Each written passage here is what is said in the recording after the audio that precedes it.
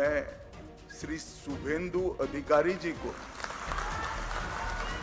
पश्चिम बंगाल विधानमंडल दल के नेता के रूप में निर्वाचित घोषित करता हूं।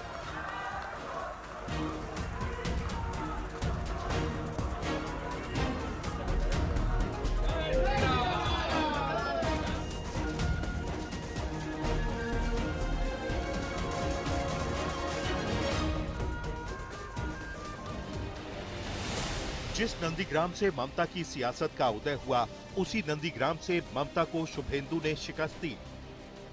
जिस भवानीपुर को ममता ने अपना गढ़ बनाया, उस भवानीपुर में ममता शुभेंदु से मात खा गईं। अब जिस मुख्यमंत्री पद के सिंहासन पर पिछले 15 सालों से ममता बनर्जी काबिज थीं, आज वो सत्ता का सिंहासन शुभेंदु के लिए तैयार है। ममता के किले में सेंध लगाने के लिए बीजेपी ने ममता के सबसे बड़े सेनापति को चुना। थोड़ा वक्त लगा, लेकिन आज बीजेपी बंगाल में ममता के किले को ध्वस्त कर चुकी है। और बंगाल में पहली बार जब बीजेपी की सरकार बन रही है, तो सत्ता की चाबी अब शुभेंदु के हाथों में सौंप दी गई है। 17 दिसंबर 2020 को शुभेंदु ने तृणमूल छोड़ी थी और 19 दिसंबर 2020 को बीजेपी ज्वाइन की थी।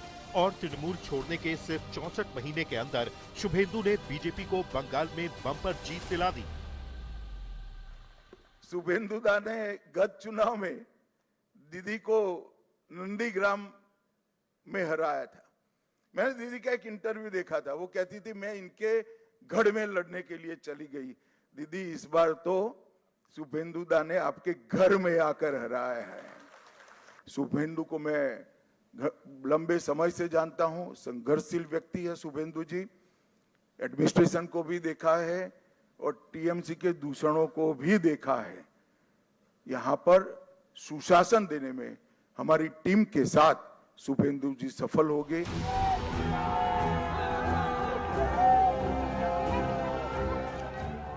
सवाल है कि शुभेंदु ने इस असंभव से काम को संभव करके कैसे दिखाया।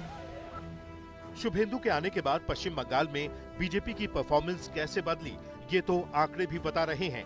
2016 के विधानसभा चुनाव में बीजेपी को पश्चिम बंगाल में सिर्फ 3 सीटें मिली थीं। 2021 के विधानसभा चुनाव में शुभेंदु की एंट्री हुई और बीजेपी 77 सीटों के साथ विपक्ष में आ गई। और 2026 में 207 सीटों के साथ बीजेपी ने बंगाल फतह कर लिया। गुरु और शिष्य की लड़ाई में आखिरकार शिष्य गुरु पर भारी पड़ गया। शुभेंदु अधिकारी ने ममता बनर्जी का 15 साल पुराना किला ढहाने में बीजेपी की बड़ी मदद की है। बीजेपी के लिए भले ही पश्चिम बंगाल बहुत महत्वपूर्ण रहा हो, लेकिन उसके पास ऐसा कोई नेता नहीं था जो ममता बनर्जी का मुकाबला कर सके, जो ममता बनर्जी के सामने खड़ा हो सके, उन्हें चुनौती दे सके।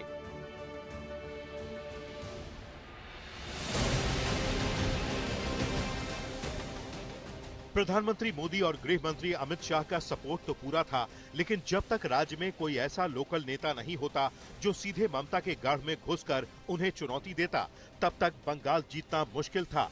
इसीलिए बीजेपी की तलाश शुभेंदु पर आकर खत्म हुई। शुभेंदु ममता के बहुत खास थे। उनके आंदोलन के दिनों से उनके साथ थे।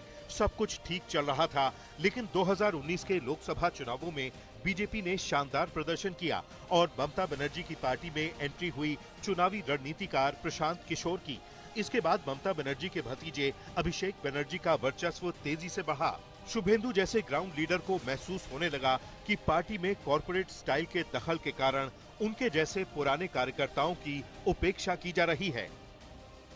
बंगाल में सरकार बदल कर दिया जनता का साथ लेकर, तब दिल्ली से ममता बनर्जी भतीजा को लाया है और भतीजा only identity, he is the nephew of the chief minister of West Bengal.